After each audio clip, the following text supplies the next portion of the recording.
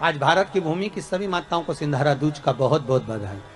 माता पार्वती, माँ जगत जननी आपके सुहाग को अखंड सौभाग्यवती बनाए, यही भगवान से प्रार्थना। श्रावण के महीने में क्यों हिंदू धर्म में सिंधारा दूज मनाई जाती है, किस लिए? आज पूरे भारत की भूमि पर कई माताएं हाथ में मेहंदियां लगाती हैं, चूड़ियां पहनती हैं, सुंदर चुनरी पहनती हैं, मां पूजन करती हैं, माता का आराधना करती हैं। सिंधारा दूज, उसका कारण केवल इतना सा है, सिंधारा दूज का मतलब यह होता है कि चंचुला देवी जब 14 दिन तक शंकर और पार्वती अपने गुफा में से बाहर नहीं निकले शिव महापुराण के यजमान बनने के लिए, तब माता चंचुला देवी ने हाथ जोड़कर मां जगतजननी जगदंबा को सुंदर वस्त्र, सुंदर चूड़ियां, सुंदर आभूषण माता के चरणों में ले जाकर समर्पित करे थे और कहा, मां इन चूड़ियों को जो मैं दे रही हूं, ये लाल चूड़ी, ये लाल श्रृंगार, ये लाल वस्त्र, जो लाल चूनर जो मैं प्रदान कर रही हूं, मां बस ऐसी कृपा कर दे कि तू इन चूनर को धारण करे और मेरा भी सौभाग्य, मेरा भी सुहाग अमर कर दे, बस इतनी कृपा मेरे ऊपर कर दे। वो सिंधारा दूज का महत्व है। आज भारत की भूमि की सभी माताओं को सिंधारा दूज का बहुत बहुत बधाई। माता पार्वती, मां जगत जननी आपके सुहाग को अखंड सौभाग्यवती बनाए, यही भगवान से प्रार्थना। सती में और पार्वती में एक अंतर भारी है।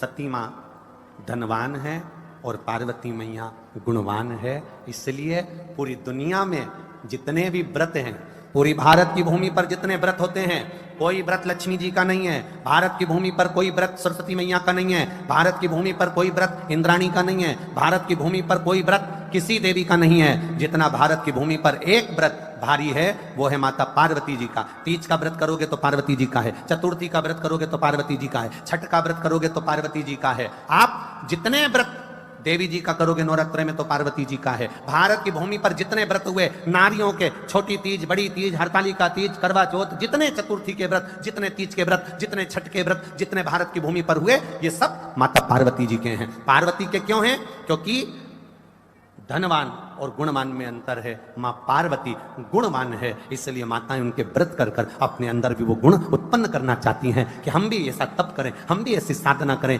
हे माता पार्वती, जैसे आपका अखंड सौभाग्य है, हे मां जगत जननी हमारा भी मांग में अखंड सौभाग्य रहे। जैसे आपके चूड़े अमर हैं, हे मां हमारे हाथ में भी चूड़े अमर हो। हे मां जैसे आपके भाल की बिंदी अमर है, मां मेरे भाल की बिंदी भी अमर हो। हे मां जैसे आपके नैनों का सुरमा, बालों का गजरा अमर है, हे माता पार्वती हमारे भी नैनों का सुरमा और बालों का गजरा अमर कर देना। बस इतनी सी कृपा नारी माता पार्वती से मांगा करती है, मां पार्वती से चाहती है।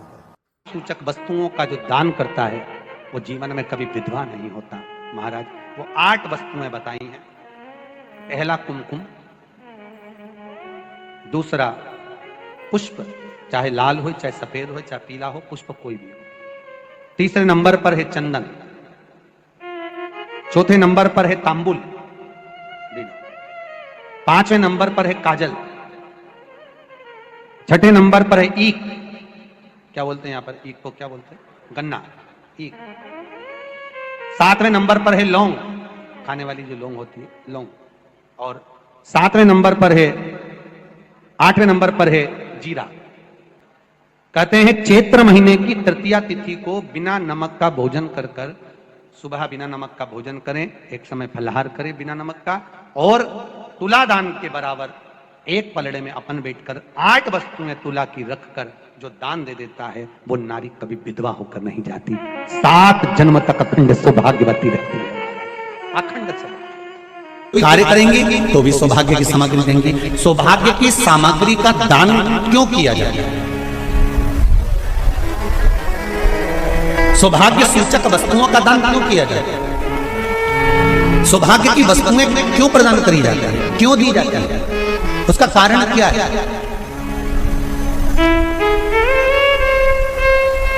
क्यों देते महाराज? भारत की भूमि की सौभाग्यवती माताओं का एक मन की अभिलाषा रहती है, भारत की भूमि की माताओं की एक अभिलाषा रहती है कि जब उसके प्राण छूटे तो अखंड सौभाग्य धारण करके पति के कंधे पर और पुत्र के कंधे पर शमशान पर। ये भारत की भूमि की माताओं की सोच, उनके मन का संकल्प, उनके मन का भाव। और विदेश की माताओं का क्या संकल्प होता है? महाराज, भारत का एक संत विदेश गया और भारत के संत जब विदेश गए तो वहां पर एक मां, एक स्त्री पति की कब्र के पास में बैठकर पंखा कर रही थी। भारत के संत को बड़ा दुख हुआ, देखो हमारे यहाँ की माताएं तो पति के साथ सती हो जाती हैं, हमारे भारत की भूमि की माताएं तो पति के साथ सती हो जाती हैं, पर ये तो विदेश की माताएं तो भारत की माता से भी बढ़कर है कि पति मर गया, कब्र के अंदर है तो भी पंखा कर रही हैं। ये तो इनसे भी बड़ी है, भारत की माता से भी बड़ी ये विदेश की माता। तो भारत के संत से रहा नहीं गया और भारत के संत ने जाकर पूछ लिया विदेश की माता से, माँ जी एक बात बताओ, हमारे यहाँ पति के साथ पत्नी सती हो जाती है, वो प्रथम गिनती में आती है, पर तुम तो उससे भी बड़ी हो कि पति मर गया उसके बाद भी उसकी कब्र को पंखा कर रही हो। इतने में विदेश की माता ने कहा, मैं पति को पंखा नहीं कर रही, हमारे यहाँ नियम है जब तक पति की कब्र नहीं सूख जाए हम दूसरी शादी नहीं कर सकते, इसलिए पंखे से सुखा रहा, इसलिए पंखे से सुखा रही है। मेरे भारत की माताओं में और विदेश की माताओं में अंतर है साहब। मेरे भारत की माताएं अखंड सौभाग्य की वस्तुएं धारण कर कर अपने आप को गौरवान्वित महसूस करती हैं और विदेश की माताएं ये सब वस्तुएं उतार कर गौरवान्वित महसूस करती हैं।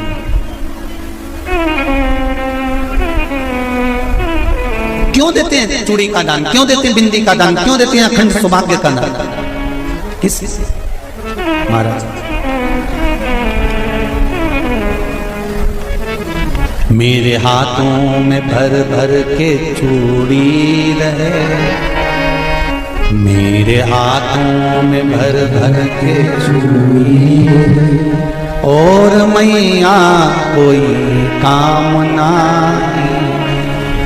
मेरे मस्तक पे चमकती चूनर रहे, मेरे मस्तक पे चमकती चूनर रहे और मैया कोई कामना,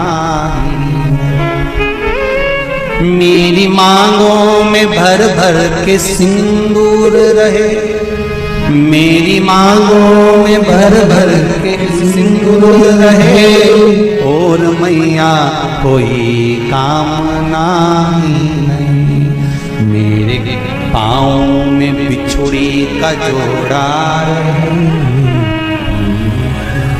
एक बिछुड़ी नहीं, कितनी? 2, 3, 4, 5, एक एक पाँव में जोड़े से बिछुड़ी होना चाहिए, केवल एक नहीं, सिंगल नहीं। वो तो आजकल का फैशन हो गया महाराज, जो केवल एक बिछुड़ी धारण कर लो उसी में फैशन दिखे।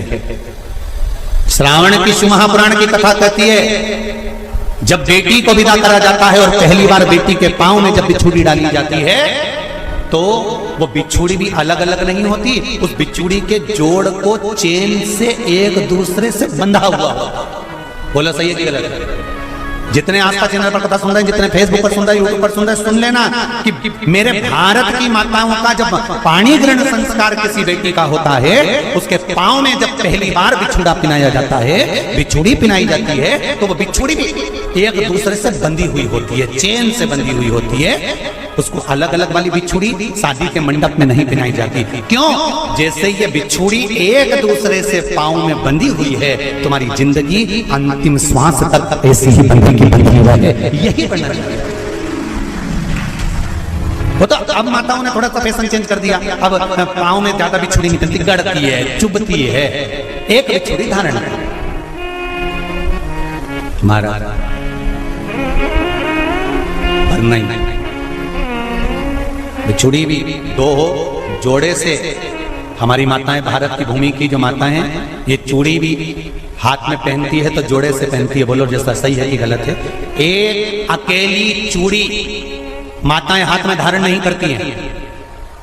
अगर भारत की भूमि की संस्कारित माताएं हैं और भारत की भूमि की सभ्यता और संस्कृति को जानती है तो अकेली चूड़ी नहीं, जोड़े की चूड़ी पहनेगी, 2 चूड़ा डालेगी, 4 डालेगी, 12 डालेगी, पर सिंगल नहीं, अकेले। और सरल भाषा में समझ लो, हमारे यहां ठेले पर लेने जाओ तो जो केले अपन खाते हैं वो भी सिंगल नहीं देते, उसको भी जोड़े से दिया जाता है। 2 दूं की, 12 दूं की, आधी दर्जन दूं की 1 दर्जन दूं। अब अंदाजा लगाइए, हमारे यहां देने का भी एक भाव।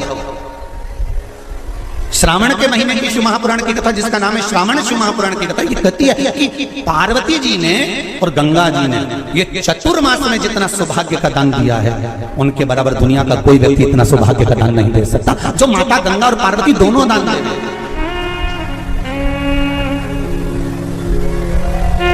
प्रतिदिन दे रहे।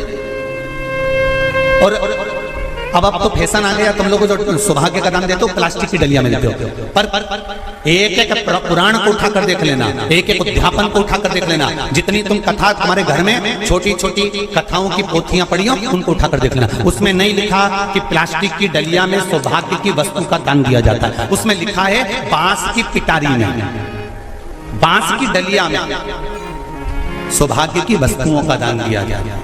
क्यों? क्योंकि बांस वंश की वृद्धि करता है, बांस सौभाग्य की वृद्धि करता है, और बांस अखंड सौभाग्य, जैसे बांस का पौधा बढ़ते चले जाता है, बढ़ते चले जाता है, उसी तरह बांस की डलिया में जब दान दिया जाता है, बांस की टोकनी में जब दान दिया जाता है तो ये भाव रखा जाता है कि तुम्हारा सौभाग्य ऐसे ही बढ़ता रहे। पर अब थोड़ा सा फैशन चेंज हो गया तो प्लास्टिक की डलिया,